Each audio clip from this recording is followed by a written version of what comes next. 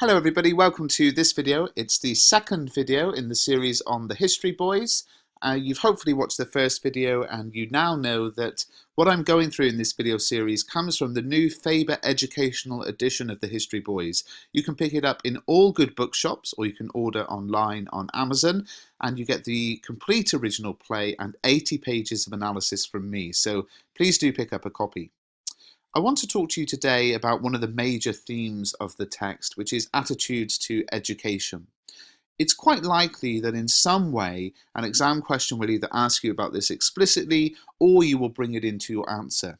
The attitudes to education that we see in the History Boys are very different, but as I have always talked about in my videos, you need to analyse how these are presented, not what the attitudes are. So how does Bennett use language, structure, form to present attitudes to education?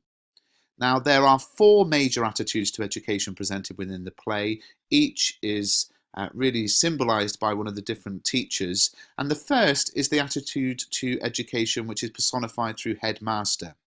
To headmaster, education exists purely to reflect the reputation of the school. And we've talked about headmaster in the previous video and how he can be viewed as Bennett's satirical attack on Margaret Thatcher's views on education. Headmaster doesn't really want to see the pupils succeed for their own gain, but to see his school and his own reputation improve. And Bennett very early on discredits Headmaster's views on education, painting him as a ridiculous character. The character analysis of Headmaster gives more detail on that. You can watch the previous video. Now, Mrs. Lintott is a little bit more complex. Her attitude to education is summed up by Rudge, who tells her, "You force-fed us the facts, now we're in the process of running around acquiring flavour." Now, she takes pride in the fact that the boys know their stuff, plainly stated and properly organised facts. She also takes credit for the boys' success in their A-levels, telling Hector they're all clever. I saw to that. However, Mrs. Lintott does not teach the boys in the play. She's given no classroom time with them. Her teaching took place before the action of the History Boys. And Mrs. Lintott's role within the play is not really as teacher, but as she herself acknowledges, to be confided in by all parties. So for much of the play, she can be seen as a construct created by Bennett to draw storylines together. And this leaves us with two conflicting attitudes to education presented through the characters of Hector and Irwin.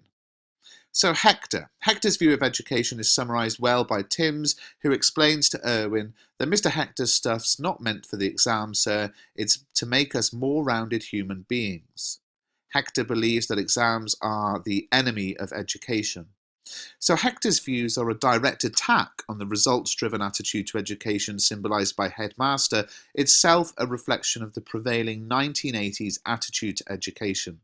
Headmaster hates the fact that Hector's educational approach is unpredictable and unquantifiable. For Hector, education seems to have a much more personal meaning. He tells Posner about the best moments in reading, where literature has an emotional, personal collection.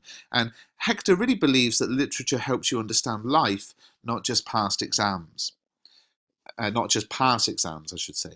Now, one of the things I think is really interesting about this play, at this point you could think, okay, Bennett wants the audience to believe that Hector's views are the right views. Hector's attitude to education is the correct attitude to have. But it's not as simple as that. And I think, again, we need to look at how these ideas are presented. To begin with, there's the fact that Hector, quote, handled his pupils' balls. Now, Hector can hardly be paraded as the perfect teacher when he gropes his students. And also there is the fact that Hector dies in the play.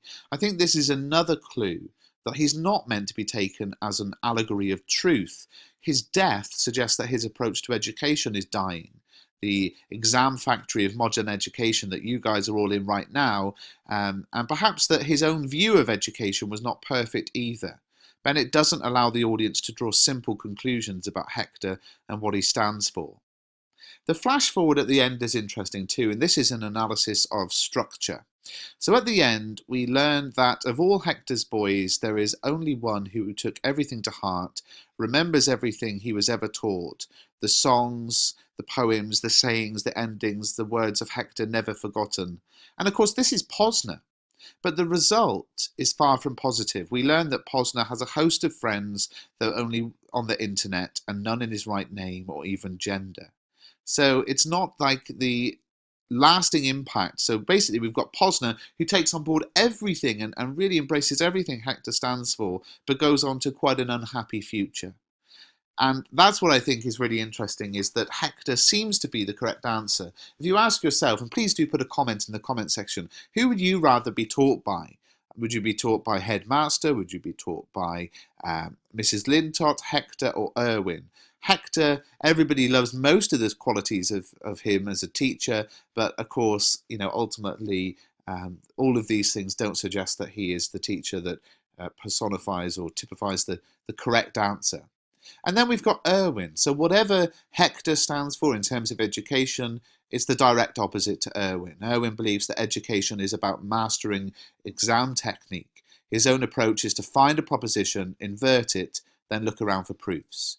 To the boys, used to the more ordinary tactics of Hector and Mrs. Lintott, this is a radical method. And they use it successfully, of course, to win entrance to Oxford and Cambridge. And Irwin's method mirrors that which Bennett himself devised to pass both his entrance exams and final history degree exams, but that doesn't mean that he advocates it. As Bennett explains in the introduction to the guide, he felt that he cheated by taking this line. So the question is, are we supposed to think that Irwin's approach is the right approach to take? We might think, well, there's no correct approach to take. And again, I think Bennett's use of structure makes a significant point here.